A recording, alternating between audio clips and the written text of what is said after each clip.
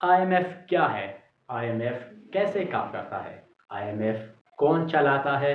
और IMF के पास loan देने के लिए पैसे कहाँ से आते हैं?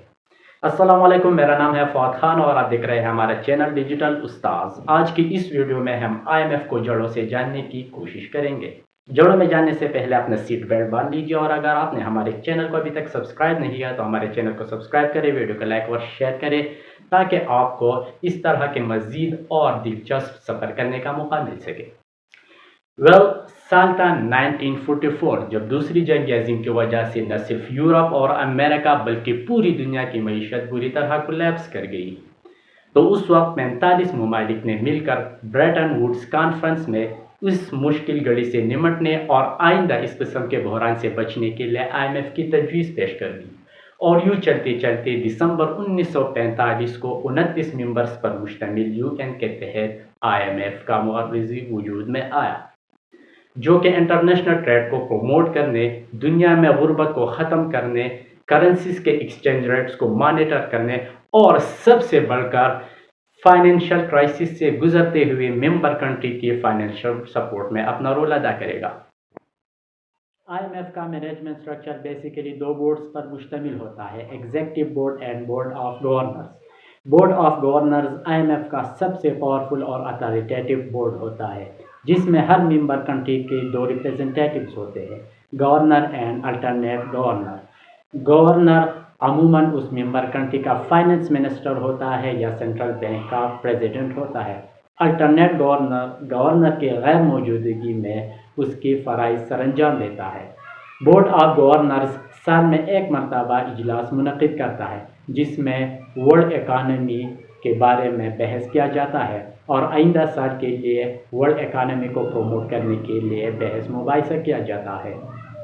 बोर्ड ऑफ गवर्नर्स कुछ फंक्शंस के अलावा for example admission of new member, allocation of SDR, approval of quota increase and articles of agreement में तरमीम के अलावा सारे इख्तियारात और मैनेजमेंट एग्जेक्टिव बोर्ड के हवाले कर देता है।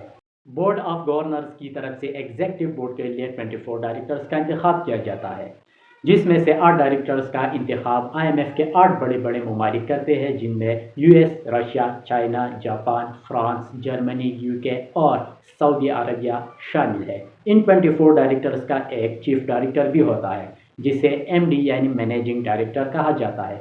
MD IMF का सरबराह होता है। MD का इंतखाब एग्जेक्टिव बोर्ड के मेंबर्स 5 साल के लिए करते हैं।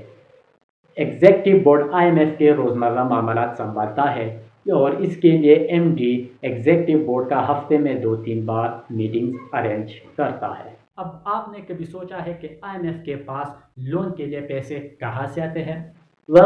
IMF का मेजर इनकम सोर्स होता है उसकी मेंबर कंट्रीज की सब्सक्रिप्शन कोटा। कोई भी मुल्क अगर IMF को ज्वाइन करना चाहे तो ज्वाइन करने के लिए उसे अपनी इकोनॉमी के बेस पर IMF को एक स्पेशल पेमेंट करनी पड़ती है, जिसे सब्सक्रिप्शन कोटा कहा जाता है।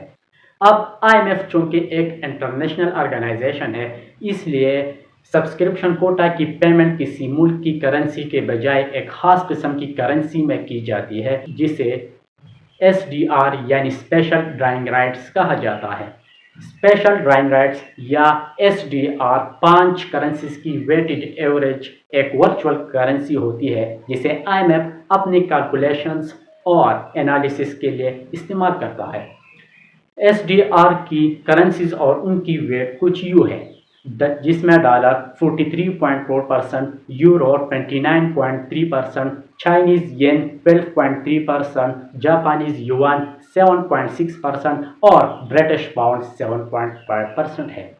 कोई भी मेंबर कंट्री IMF से लोन हासिल कर सकता है, पर ऐसा नहीं है कि कोई भी गवर्नमेंट IMF के पास चला जाए और उसे यूं ही चुटकी में लोन मिल जाता है। इसके लिए भी गवर्नमेंट को एक ख़ास प्रोसीजर से गुजरना पड़ता है। सबसे पहले गवर्नमेंट IMF को एक पार्टिकुलर अमाउंट की रिक्वेस्ट करता है जितनी उसकी ज़रूरत होती है।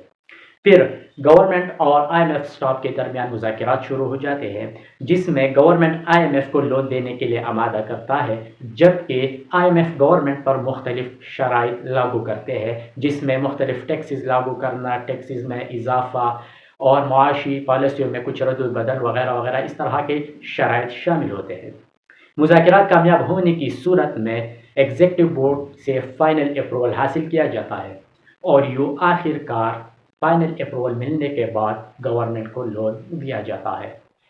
آپ نے IMF پر امریکہ کی انفلوئنس اور اثر رسوخ کے بارے میں ضرور سنا ہوگا، اور یہ بات سچ ہے کہ IMF پر امریکہ کا ہی راج چلتا ہے، پر ایسا کیوں؟ It's because of its voting power. دنیا میں دوسرے انٹرنیشنل آرگنائزیشنز کی طرح IMF میں ون نیشن ون ووٹ کا نظام نہیں چلتا۔ اس کے بجائے IMF میں جس کی لاٹھی اس کی بینس کا نظام چلتا ہے، یعنی IMF میں ہر ممبر کنٹری کا اپنا ایک ووٹنگ پاور ہوتا ہے۔ جس ممبر کنٹری کی جتنی بڑی سبسکرپشن کوٹا اس کی اتنی بڑی ووٹنگ پاور، اور اس پالیسی کے تحت 17% سبسکرپشن کوٹے کے ساتھ 17% ووٹنگ پاور امریکہ کے پاس چلا جاتا ہے۔ اور آپ کو بتاتا چلوں کہ IMF میں کسی بھی ڈیسیشن کو لینے کے لیے 85% ووٹنگ پاور لازمی ہے، اور امریکہ کی خواہش اور رضامندی کے بغیر سارے ممبر کنٹریز مل کر بھی کوئی ڈیسیشن نہیں لے سکتا، اور یہاں سے شروع ہو جاتا ہے امریکہ کا راج، اور امریکہ سب پہ باری ہو جاتا ہے۔ ناؤ آئی ہوپ آپ کو IMF کے بارے میں ضرور کچھ نہ کچھ سمجھ آیا ہوگا۔ اجازت دیجیے، سی یو ان نیکسٹ ویڈیو، تب تک کے لیے خدا حافظ۔